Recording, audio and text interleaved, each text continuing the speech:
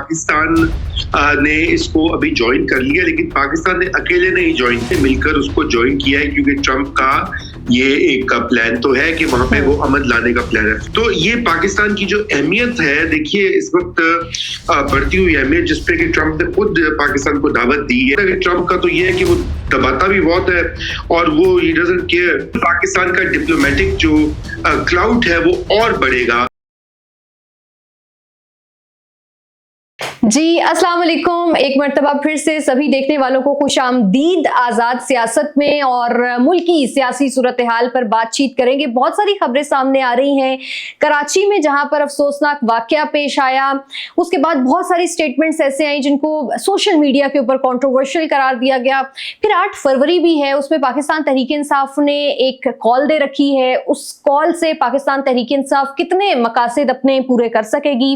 और फिर जो सबसे अहम है वो बोर्ड ऑफ पीस, जो कि ट्रंप साहब ने तश्कील दिया है गाजा अमन के लिए, पाकिस्तान ने उसमें शमूलियत की तस्दीक कर दी है। तो इन तमाम तर मामलात पर तफसील से बात करने के लिए मुझे ज्वाइन कर रहे हैं सीनियर सहाफ़ी हैं, तज्ज़ियाकार हैं, तबसरा निगार हैं, जनाब रजा रूमी साहब। बहुत शुक्रिया रजा साहब ज्वाइन करने का।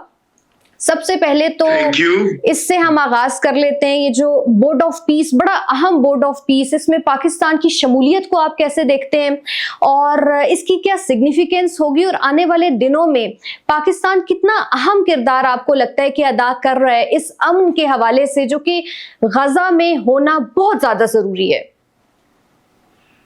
बहुत शुक्रिया नीरज। देखिए सबसे पहले तो ये कि पाकिस्तान ने इसको अभी ज्वाइन कर लिया, लेकिन पाकिस्तान ने अकेले नहीं ज्वाइन किया। जी जी, ये हमें इस चीज को याद रखना चाहिए। यहाँ पर बहुत ज्यादा पाकिस्तान में मैं देख रहा हूँ कि बड़ा उस पर प्रोपेगेंडा हाइट पे है कि जैसे पाकिस्तान ने कोई बहुत ही एक अलग से ही एक 1.5 ईंट की मस्जिद बनाने की कोशिश की है। 8 इस्लामी ममालिक जो हैं, जिनमें उर्दन है, मिस्र है, कतर है, सऊदी अरेबिया है, तुर्की है और पाकिस्तान, इन सब ने मिलकर उसको ज्वाइन किया है, क्योंकि ट्रंप का ये एक प्लान तो है कि वहां पे वो अमन लाने का प्लान है। फिलहाल तो वो गजा के लिए है, लेकिन शायद मुस्तकबिल में वो और मामलात के अंदर भी अपना रोल अदा करे। इसमें जो इतराज सबसे ज्यादा जो है कि इसराइल ने भी इसको ज्वाइन किया है। अब प्रॉब्लम यह है कि मुझे समझ नहीं आती कि इससे इतराज का क्या मतलब है, क्योंकि इसराइल तो अक़वाम मुत्तहिदा का भी मेंबर है, इसराइल दीगर आलमी बॉडीज है उसका भी मेंबर है।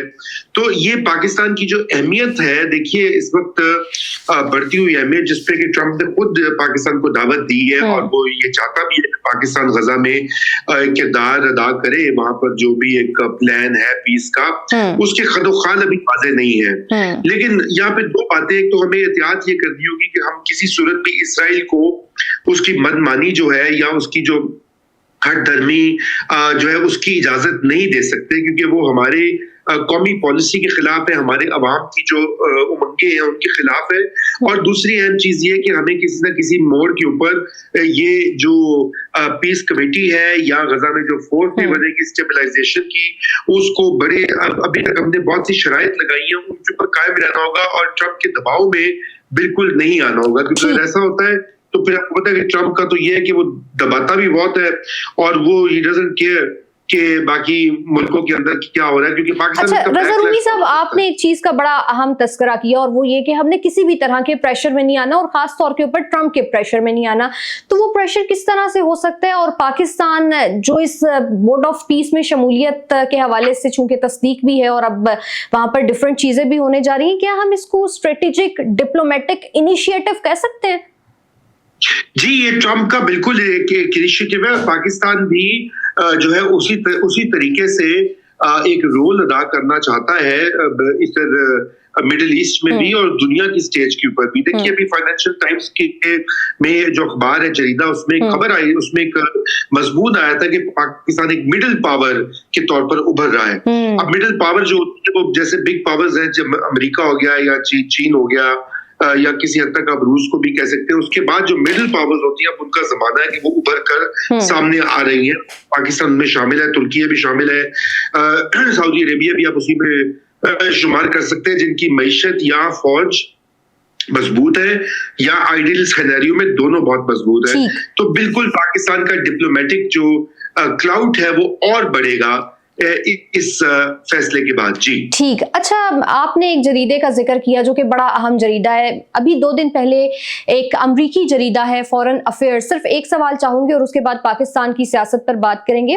उस फॉरेन अफेयर्स ने लिखा कि जी भारत अमेरिका को खुद का सबसे मजबूत तरीन स्ट्रेटेजिक सुतून कहता है, लेकिन हकीकत इससे बरक्स है और हकीकत में ऐसा कुछ भी नहीं है। उसकी बहुत सारी वजूहात उन्होंने बताई, उसमें भारत के अंदर होने वाली अकलियतों के साथ जो जुल्म होता है, ये जो दीगर भारत की अपनी चीजें हैं उस पर उन्होंने निशानदेही की। लेकिन सबसे अहम उन्होंने ये कहा कि ये ताल्लुकात में तब बहुत ज्यादा गैप आया जब मई में पाकिस्तान और भारत का एक तनाजा हुआ और उसमें पाकिस्तान ने जीत लिया और अमरीकी सदर ने उसमें अपनी सालिसी का बेहतरीन किरदार अदा किया, लेकिन भारत ने उसको आज तक तस्लीम नहीं किया और पाकिस्तान ने सराहा। इसको आप कैसे देखते हैं?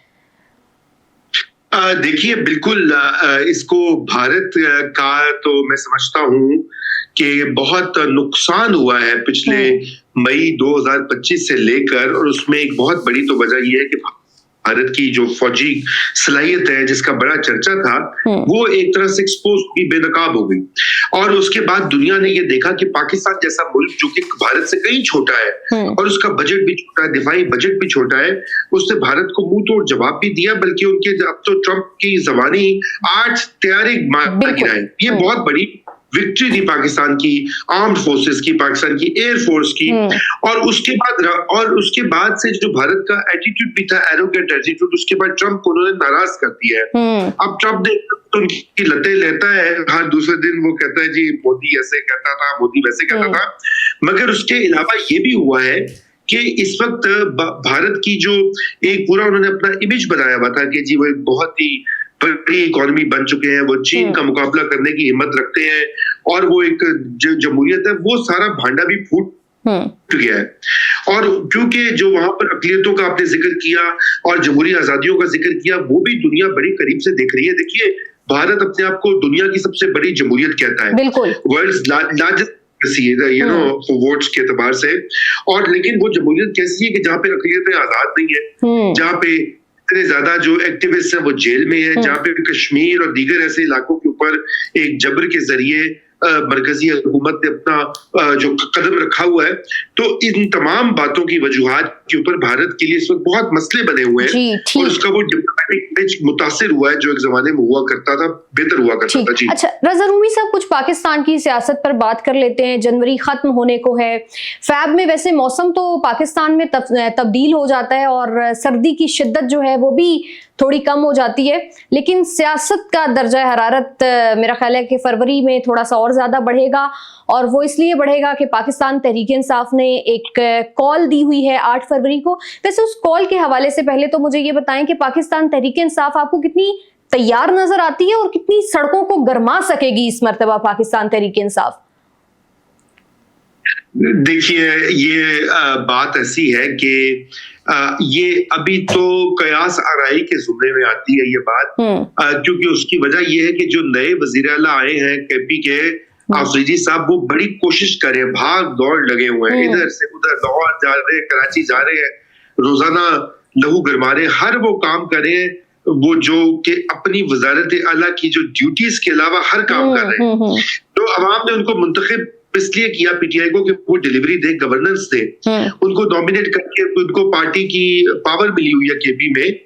लेकिन उसका अनफॉर्चुनेटली हम ये देख रहे हैं कि गवर्नेंस वहां पे बहुत वीक हुई है। और ये एक अफसोस की बात है, क्योंकि आपका जो सवाल था मैं उससे हट के हूँ, लेकिन मैं ये कहना चाहता हूँ कि सारा काम इस वक्त वज़ीर आला का काम क्या होता है, लोगों की जानो माल का तहफ़्फ़ुज़ करे, वहां पे तरक्की आती काम करवाए, वहां पे लोगों को तालीम से सर्विसेज मिले। लेकिन वहां पे तो बहुत बुरा हाल है केपी में, जो रिपोर्ट्स आ रही है करप्शन की भी और दीगर, तो इसका मतलब है कि सोहेल आफरीदी को वहां तवज्जो देनी चाहिए, लेकिन उनकी तवज्जो सारी तहरीक पर है। लेकिन तहरीक का मसला ये है कि देखिए, जब तक पंजाब जो है मोबिलाइज नहीं होगा तो वो तहरीक कामयाब नहीं होगी। और पंजाब की जो लीडरशिप है, पंजाब में जो पीटीआई की तंजीम है वो बहुत कमजोर है और लीडरशिप कुछ तो जेल में है 9 मई के केसेस के बाद, लेकिन बाकी जो है वो भी बड़ी एहतियात और मोहतात तरीके से आगे निकलती है और वो आगे आकर तो अरेस्ट नहीं होना चाहते या जो भी उनको मज़ामत या सख्ती का सामना करना पड़ेगा, वो उसके अभी मुतहम्मिल होते दिखाई नहीं दे रहे। तो इसलिए फिलहाल तो ये फरवरी वाली प्रोटेस्ट में कोई ज्यादा बड़ी जान नहीं है। आने वाले दिनों में शायद हालात बदल जाए। Let's see. अच्छा, आपने पंजाब में बात की कि पंजाब में उनकी पोजीशन जो है वो कमजोर है, और वाकईतन हम देखते हैं कि कमजोर है भी, लेकिन एक शिकवा इसमें पाकिस्तान तहरीक इंसाफ ये भी करती है कि पंजाब में हमारे पास पॉलिटिकल स्पेस मौजूद नहीं है, हम पीटीआई का बैनर नहीं उठा सकते, इमरान खान का नाम नहीं ले सकते, कोई नारा नहीं लगा सकते। वाकईतन रजा रूमी साहब, इस तरह का कोई मामला है कि उनके पास पॉलिटिकल स्पेस मौजूद नहीं है? जी, किसी हद तक ये बात दुरुस्त है।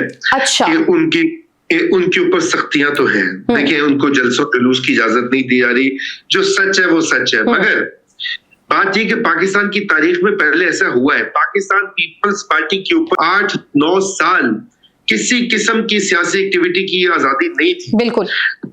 ठीक है ना, बेनजीर भुट्टो साहिबा एग्जाइल में थी, नुसरत भुट्टो जो थी पहले अपनी पार्टी तक का नाम उन्होंने चेंज किया। जी बिल्कुल। तो लेकिन उसके बावजूद जियाले निकलते थे और वो करते थे अपना जो ना से मजामत करते थे, सब कुछ करते थे। हमने हालिया तारीख में भी देखा है। ये असल में मसला ये है कि पाकिस्तान तहरीक इंसाफ जो वो वन मैन पार्टी है, उसमें सिर्फ अगर किसी की कदर कीमत है तो वो इमरान खान साहब की है, उसके अलावा किसी की कोई वैल्यू नहीं है। बैरिस्टर बहुत भी मौजूद है, आप देखें कि उनकी कौन सुनता है, बल्कि जो पीटीआई के सपोर्टर वो गालियां दे रहे होते हैं कि ये बड़ा कमजोर है, ये कॉम्प्रोमाइज है, ये टाउट है, ये ऐसा है, ये वैसा है। शेर मरवत था, उसको भी इन्होंने मार पीट के बाहर निकाल दिया, अब उसको गालियां देते हैं रोजाना की बुनियादों के ऊपर।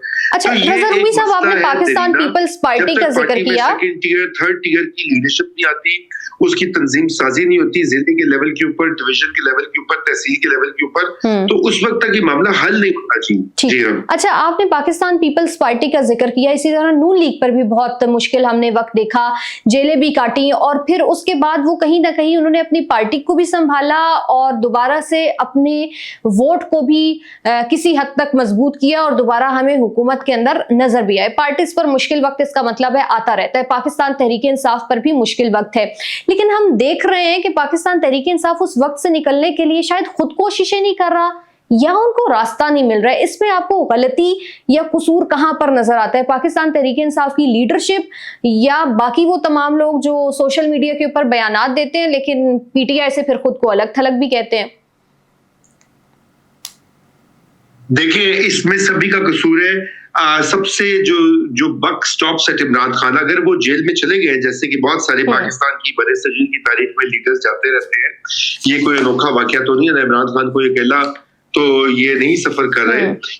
इससे पहले जो है नवाज शरीफ हो, जरदारी साहब ने 11 साल जेल में काटे, बेनजीर भुट्टो शहीद ने जो है सॉलिटरी कन्फाइनमेंट में रही यहाँ पर, फिर उसके बाद उनको सख्त जेल में रखा गया, बीमार हो गई, कई साल वो रही, उसके बाद फिर वो मुल्क से बाहर गई। तो ये कोई पहले लीडर तो है नहीं है। तो लेकिन उसमें क्या होता है कि अपनी अदम मौजूदगी में आप किसी को एम्पावर तो करते हैं ना, आप किसी को, बल्कि आप सारे ग्रुप से एक दूसरे के खिलाफ लड़े होते हैं। देखिए कितने ग्रुप बने हुए हैं। एक उनकी बहन का ग्रुप है, लीमा खान ग्रुप है, एक उनकी जो अहलिया जो भी खुद भी अडियाला में है, एक उनका ग्रुप है, एक ये बैरिस्टर गौर वगैरह मसलहत पसंद, एक लाहौर के अंदर जो कोट लखपत में बैठे हुए शाह महमूद कुरैशी और यास्मीन राशिद बेचारे, एक उनका ग्रुप है जो बार-बार एक फवाद चौधरी साहब का भी ग्रुप है, महमूद मौलवी और इमरान इस्माइल, जो रोजाना मेरा ख्याल है मुज़ाकरात की कोशिश कर रहे होते हैं और पाकिस्तान तहरीक इंसाफ उनको कहती है कि आपके पास कोई मैंडेट ही नहीं है।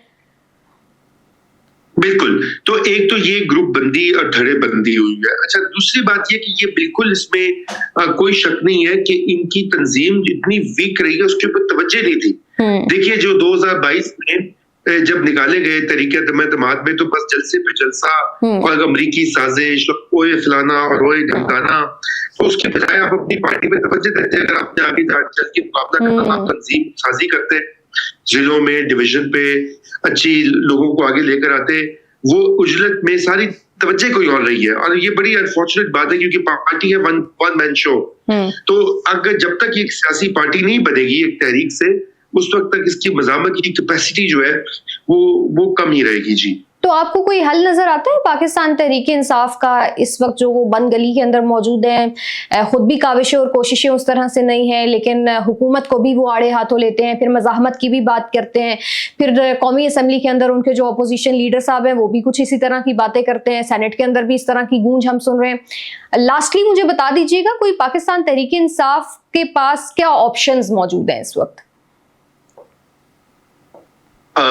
देखिए, तहरीके इंसाफ के पास ऑप्शंस जो है वो इस वक्त बहुत कम है। अच्छा। उनके पास यही है कि वो सड़कों पे निकले और लोगों को जमा करें, क्योंकि उनकी बाकी जो सारी ऑप्शंस थी वो तो पिट गई। मसलन उन्होंने ये कहा था, अगर आपको याद हो, कि जो ट्रंप साहब आके तो कॉल करेंगे पाकिस्तान की एस्टेब्लिशमेंट को और इमरान को छुड़ा देंगे। फिर उन्होंने कहा जी ओवरसीज पाकिस्तानी रेमिटेंसेस नहीं भेजेंगे, IMF जो वो प्रोग्राम बंद कर देगा। सारे वो हरबे नाकाम हो गए। फिर 26 नवंबर की वहां इस्लामाबाद में लश्कर कशी की, वो अपने आप को महमूद गजनवी कहते थे, गड्डापुर साहब, वो भी फेल हो गया। 9 मई की बगावत की कोशिश थी, वो भी फेल हो गई। अब ये एक ऑप्शन रह गया उनके पास कि वो सड़क पे स्ट्रीट एहतजाज जैसे वो कह रहे हैं वो करें, तो वो देखिए कि वो कितना कामयाब होता है कि नहीं होता। आपने कहा कि क्या उनका हल है, देखिए हल तो दोनों साइड से, एक तो ये कि ऐसी नौबत नहीं आनी चाहिए, डायलॉग का रास्ता खुलना चाहिए और दोनों साइड को लचक दिखाकर मुल्क की कौम की बेहतरी की खातिर एक तरीका कार निकालना चाहिए, जिससे कि इस सिस्टम को जो है वो धचका देने के बजाय इसको एक्सेप्ट करके आगे इलेक्शन की डेट का तयन करना चाहिए और इलेक्शन कमीशन जिस तरह का होना चाहिए उसका जिक्र करना चाहिए। जी ओके, बहुत शुक्रिया। रज़ा रूमी साहब हमारे साथ मौजूद थे, आपसे मुलाकात होगी नेक्स्ट पॉडकास्ट में। अल्लाह हाफिज।